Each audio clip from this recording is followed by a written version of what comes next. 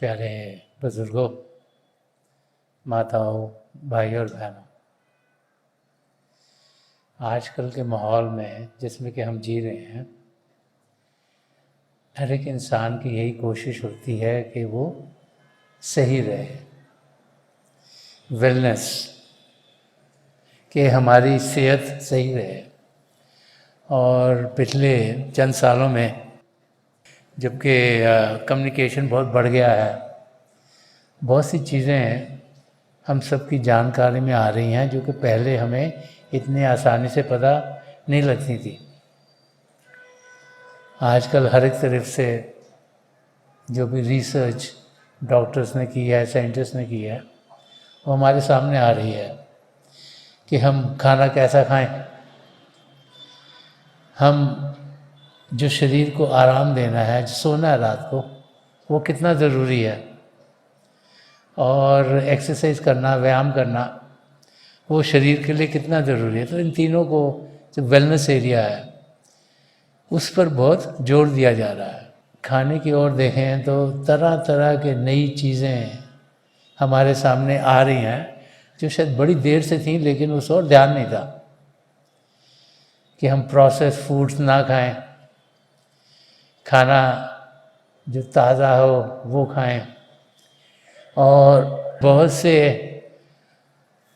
जिन्हें हर्ब्स कहते हैं कि इनका क्या क्या फ़ायदा है, ये हम सबको बड़े आसानी से पता लग रहा है। तो आज अगर हम देखें तो बहुत से लोगों का खाना आगे से बहुत बेहतर हो गया है सेहत के लिए। उसके साथ साथ बहुत जोर दिया जाता है कि शरीर को आराम देना बहुत ज़रूरी है। आस्ते आस्ते इंसान की समझ में आ गया कि शरीर एक मशीन है, और मशीन को जब तक तुम कुछ रेस्ट नहीं दोगे, 24 घंटे अगर चलाते रहोगे, उसको ठीक तरीके से लुब्रिकेट नहीं करोगे, तो उसमें खराबी जल्दी आ जाएगी। तो शरीर को आराम देना, जो कि प्रभु ने दिन और रात बनाया है ताकि शरीर को आराम मिल सके, वो कितना ज़रूरी है वो हम सबकी समझ में आ रहा है। और फिर एक्सरसाइज करना, व्यायाम करना। और आजकल के समय में जबकि हर एक को लगता है कि काम बहुत करने वाले हैं, समय कम है, तो बहुत सा जोर चलने के ऊपर, वॉकिंग के ऊपर दिया जा रहा है कि अगर और कुछ नहीं कर सकते, जाके बड़ी मशीनों से नहीं कर सकते, वेट्स नहीं उठा सकते, तो हम कम से कम कुछ चलें, ज़्यादा चलें। और किसी ने काफ़ी देर पहले निकाल दिया कि 10,000 स्टेप्स के 10,000 कदम जो इंसान चलता है उसकी सेहत ठीक रहेगी। ये नंबर कहाँ से आया किसी को मालूम नहीं है, लेकिन नंबर बहुत प्रेवलेंट है। और आज आप देखें तो लोगों के पास मीटर्स हैं जो जेब में रखे हैं, घड़ियां हैं जिनसे स्टेप्स पता लगते हैं, जो भी फ़ोन्स हैं उनसे स्टेप्स पता लगते हैं। तो लोग देखते थे मेरे 200 स्टेप्स हुए, 400 हुए, 600 है, 800 हुए, कितने हुए हैं। और लोग वॉक करना चाहते हैं, स्टेप्स लेना चाहते हैं।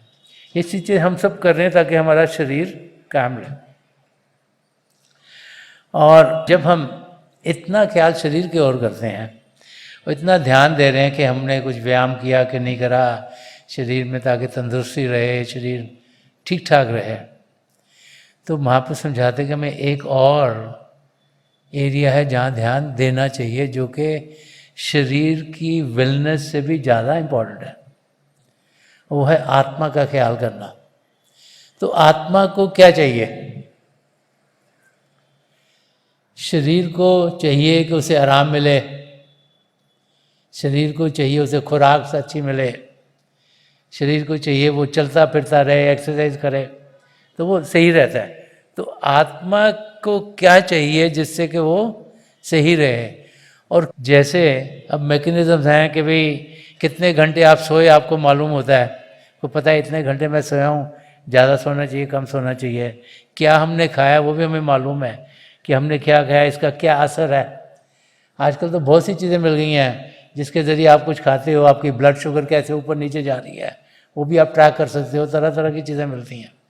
और इंसान को मालूम होता है ये मैंने खाया, मेरा शुगर इतना लेवल बढ़ गया, ये खाने से ये चीज़ ठीक नहीं है, ये ठीक है, सब चीज़ें मालूम हो जाती हैं। और ऐसी एक्सरसाइज हमने कितनी की, दिन में क्या किया, वो भी बड़े जर्नल्स मिलते हैं जिसमें इंसान ट्रैक कर सकता है। लेकिन आत्मा के लिए क्या करें? संत कृपाल सिंह जी महाराज फरमाते थे कि on spiritual health depends the health of the body and the mind, कि हम लोग जो शरीर को तंदुरुस्त करने के लिए लगे हैं, हम भूल जाते हैं कि शरीर तंदुरुस्त कब होगा, जबकि आत्मा तंदुरुस्त होगी। कि आत्मा बुनियाद है जिसके ऊपर ये शरीर बना है, ये मन बना हुआ है। और अगर आत्मा तंदुरुस्त नहीं रही तो शरीर जितना मर्जी हम तंदुरुस्त कर लें, जिस मकसद के लिए हम यहाँ आए वो पूरा नहीं होगा। हर एक इंसान जब इस धरती पर आता है उसका मकसद एक ही है, वो है अपने आप को सही रूप में जानना और पिता परमेश्वर को पाना, ताकि 84 लाख जिया जो उनसे हमारा छुटकारा मिले और हमारी आत्मा का मिलाप परमात्मा से हो। ये हम सबका गोल है, इसी मकसद से हम यहाँ आए हुए हैं, इसी मकसद से प्रभु ने हमें ये शरीर दिया, ये मानव चोला दिया हुआ है। तो शरीर को क्या चाहिए, ये एक वाक्य समझाता है। एक राजा था, उसको बड़ा शौक था कि मैं पजल्स अपने जो भी मेरे राज्य में उनको दूं, ये पजल सॉल्व करें। उसे लगता था जब पजल सॉल्व करें लोग तो उनको सोचना पड़ेगा, समझना पड़ेगा, उनका दिमाग तेज़ होगा, वो अच्छा काम करेंगे।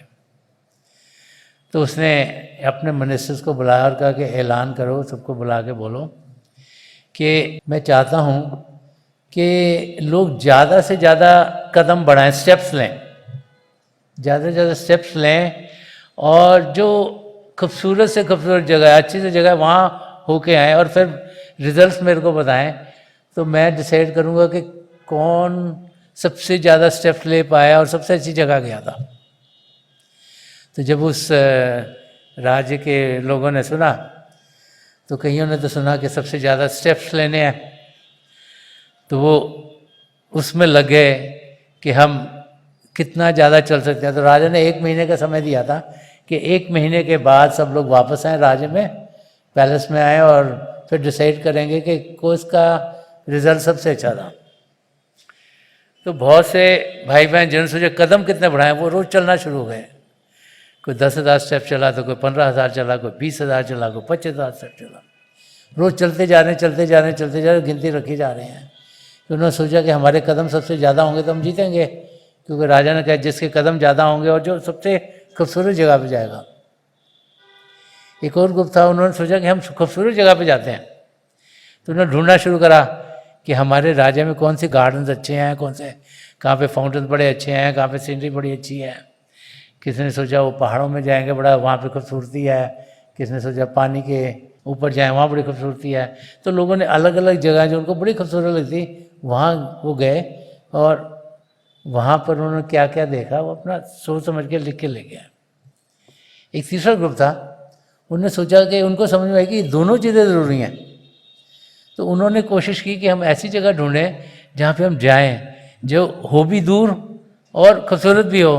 तो वो लोग अपने पैलेस से बाहर गए, उनको लगा कि अपने पैलेस में तो सब चीज़ें देखी हुई हैं, बाहर की जगह देख के आते हैं। तो उनमें से बहुत से लोग, कोई कहीं एक देश में चला गया, कोई दूसरे देश में चला गया, कोई तीसरे देश में चला गया, जितने भी किंगडम के आसपास जगह थी, और वहाँ पे जो जो उन्हें मालूम हुआ कि ये जगह खूबसूरत है, वो वहाँ जाना शुरू गए। और 1 महीने के बाद सब अपना जो जो उन्होंने एक्सपीरियंस करा था रिजल्ट लेके पैलेस में राजा के सामने आए। तो एक एक करके जब उनसे पूछा गया कि आपने कितने कदम लिए, तो किसी ने 1 नंबर बताया, किसी ने दूसरा बताया, किसी ने तीसरा बताया। तो उन्होंने देखा कि सबसे नंबर किसके ज़्यादा थे ग्रुप में, वो उनको समझ में आ गई। दूसरों ने कहा कि हम तो ये जगह देख के हैं बड़ी खूबसूरत, किसी ने 1 बताई, किसी ने दूसरी बताई, किसी ने तीसरी बताई। उन्हें लगा राजा को ये भी ठीक बोल रहे हैं। तीसरे ने कहा, उन्होंने कदम भी बहुत सारे लिए थे और जगह भी बड़ी खूबसूरत थी, ऐसी जो राजा ने भी नहीं कभी देखी थी, अलग अलग वो जगह में गए हुए थे। तो ऐसे करते करते करते सबको उन्होंने पूछ लिया। तो मिनिस्टर ने देखा कि एक वहाँ पर एक लेडी थी, उसने कुछ बोला नहीं। तो मिनिस्टर ने एक ने जाकर उसको पूछा कि भाई तुमने कुछ नहीं किया? तुमने किया? मैंने हाँ किया है, लेकिन मुझे लगता है कि जो मैंने किया ना वो ठीक नहीं था। तो उन्होंने कहा ठीक नहीं था, राजा को बताओ तो सही तुमने किया क्या है। तो राजा के सामने लेके गए उसको। तो राजा ने पूछा अच्छा तुमने कुछ स्टेप लिए थे? उसने कहा हाँ मैंने स्टेप लिए थे। तो उसने कहा कि तुम कोई खूबसूरत जगह देख के आई हो? तो उसने कहा हाँ मैं तो बहुत खूबसूरत जगह देख के आई हूँ। तो राजा ने कहा मेरे को बता क्यों नहीं रही? उसने कहा वो ना जगह जो मैंने देखा वो बाहर की दुनिया की नहीं थी। तो राजा ने कहा बाहर की दुनिया की? कौन सी दुनिया की जगह देख के आए तुम? उन्होंने कहा नहीं मैं अपने सदगुरु के पास गई थी, उन्होंने मुझे समझाया कि भजन अभ्यास कैसे करना है। तो मैंने 1 महीना भजन अभ्यास किया। क्योंकि भजन अभ्यास में फिर तुमने कदम कहाँ पे लेके गई? कहीं पे जाती थी रोज गुरु जी के पास अभ्यास करने, कि कैसे तुमने अभ्यास कहाँ किया? उन्होंने कहा नहीं मैंने तो कदम कोई उठाया नहीं बाहर की दुनिया में। तो फिर तुमने स्टेप्स, मैंने बोला था कदम बढ़ने चाहिए, तो उन्होंने कहा मैंने कदम उठाए लेकिन अंदर की दुनिया में। तो राजा ने कहा अंदर की दुनिया में कैसे कदम उठाते हैं? तो उसने कहा मैंने प्रभु के नाम का जाप किया, हर पल हर क्षण मैं प्रभु को याद कर रही थी, और समय कितना मैंने लगाया वो मैंने ट्रैक करा। और जब मैंने आंखें बंद करी और जैसे मेरे सदगुरु ने मुझे बताया था, जब मैंने वैसे मेडिटेशन की तो मैंने ऐसे ऐसी जगहें देखी हैं जो खूबसूरत से खूबसूरत हैं कि दुनिया में तो हम सोचते हैं सनराइज सनसेट खूबसूरत है, बड़े बड़े पैलेसेस खूबसूरत हैं, पहाड़ बड़े खूबसूरत हैं, लेकिन अंदर में मैंने ऐसे ऐसे नज़ारे देखे, ऐसे ऐसे रंग देखे जो मैंने कभी देखे नहीं थे। और राजा सोचना शुरू हो गया कि जब उसने और बताया कि मेडिटेशन कैसे की, और राजा ने उसको पूछा कि मुझे भी बताओ कैसे की, और उसने राजा को जब तरीका बताया और राजा बैठा आंखें बंद कर, तो उसको भी कुछ अंदर रोशनी दिखनी शुरू हुई।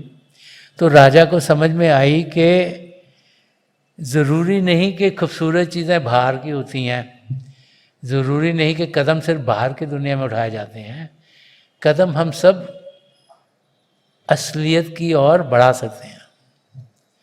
और राजा ने सबको यही समझाया कि सबसे अच्छी जगह, सबसे ज़्यादा कदम उस लेडी ने किए थे।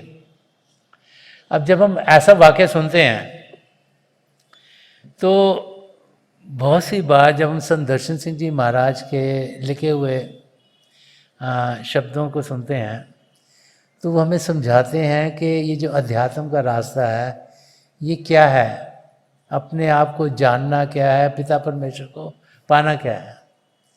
कि ये जानना कि हम शरीर नहीं, शरीर को कुछ जो ताकत दे रही है वो हमारा असली रूप है। जब तक वो ताकत इस शरीर में है, ये शरीर कायम है, जब वो ताकत, उसे हम आत्मा कहें, रूह कहें, सोल कहें, किसी भी नाम से पुकारें, जब वो इस शरीर को सदा सदा के लिए छोड़ देती है तो ये शरीर बेकाम हो जाता है, काम करने के लायक नहीं रहता। हम कहते हैं इंसान की मौत होगी, लेकिन वो इस इंसान का अंत नहीं है, वो शारीरिक मौत है। जो भी धरती पर आया है, चाहे कोई राजा हो, चाहे महाराजा हो, चाहे फिलोसफर हो, चाहे पेंटर हो, चाहे साइंटिस्ट हो, चाहे कोई भी हो, उसको एक न एक दिन इस शरीर को छोड़ना है। सदा सदा के लिए यहाँ कोई इस शरीर में कायम रहता नहीं है। तो जो असलियत इस शरीर में है उसको जानना बहुत ज़रूरी है, उसको पहचानना बहुत ज़रूरी है। तो वो कैसे करें? तो जब संत कृपाल सिंह जी महाराज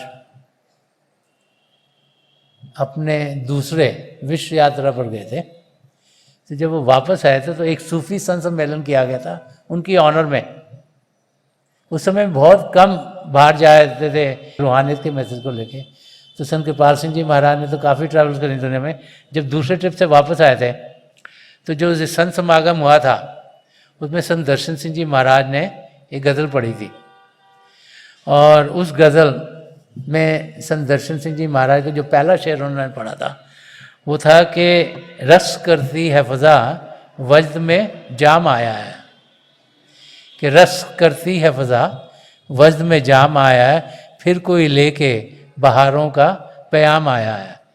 तो संत दर्शन सिंह जी महाराज ने संत कृपाल सिंह जी महाराज के बारे में समझाया कि उनके आने से हवा में वो जो मध्यम मध्यम सी खुशबू फैलनी शुरू हुई, वो हो गई, वो झूमना शुरू हो गई, वो नाचना शुरू हो गई। और फरमा रहे हैं कि जो जो रूहानियत का पैमाना है वो भी झूमना शुरू हो गया। तो क्या समझा रहे हैं कि जब हम संत कृपाल सिंह जी महाराज के अंग संग होते थे तो सारा एटमॉस्फेयर प्रभु के प्रेम की मस्ती से गूंजना शुरू हो जाता था, और उनका प्यार, उनकी अटेंशन, उनकी जो दर्शन हमें मिलते थे, जो उनकी आँखों से हमारी आँखों तक, उनके दिल से हमारे दिल तक, उनकी रूह से हमारे रूह तक जो कनेक्शन होता था, वो हमें एक मस्ती के आलम में पहुंचा देता था कि रक्स करती है फ़ज़ा वजद में जाम आया है। कि हम जो एक प्याले के माफक संत दर्शन सिंह जी महाराज समझा रहे हैं कि हम सब चाह रहे हैं कि हमें अमृत मिले, वो अमृत हमारे भीतर है, हमें उसका अनुभव नहीं। हम सोचते हैं कि बाहर की दुनिया से सब कुछ मिलेगा। इंसान क्या करता है, प्रभु को भी पाना है, बाहर ढूंढने की कोशिश करता है, सोचता है ये जगह बड़ी होली है, यहाँ जाऊँ, ये जगह बड़ी पवित्र है, यहाँ जाऊँ, ये जगह बड़ी अच्छी है, यहाँ जाऊँ। भूल जाते हैं कि पिता परमेश्वर हमारे अंदर बैठे हुए हैं, हमारे अंग संग हैं, और हम तो तब झूमना शुरू होंगे ना जब पिता परमेश्वर की हमें नज़दीकी मिलेगी। तो जब ऐसे महापुरुषों की नज़र कर्म हम पर पड़ती है, वो ये दिव्य चक्षु को खोलते हैं, तो हम ध्यान बाहर से हटाकर अंदर की दुनिया में जाना शुरू हो जाते हैं।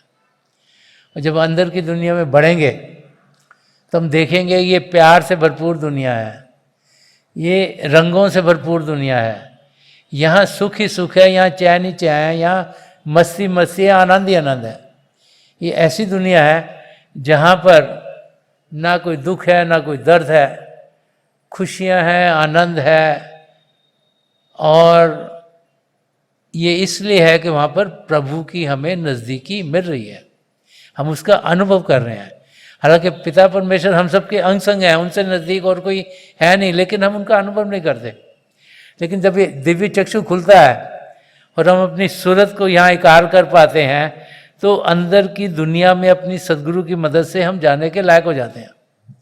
जब अंदर की दुनिया में बढ़ते हैं तो उसके बारे में संत दर्शन सिंह जी महाराज ने एक जगह फरमाया हुआ है कि खाक से ताबा क्या कशा हमने तो जब किया सफ़र, इश्क मिला कदम कदम, हुस्न मिला नज़र नज़र।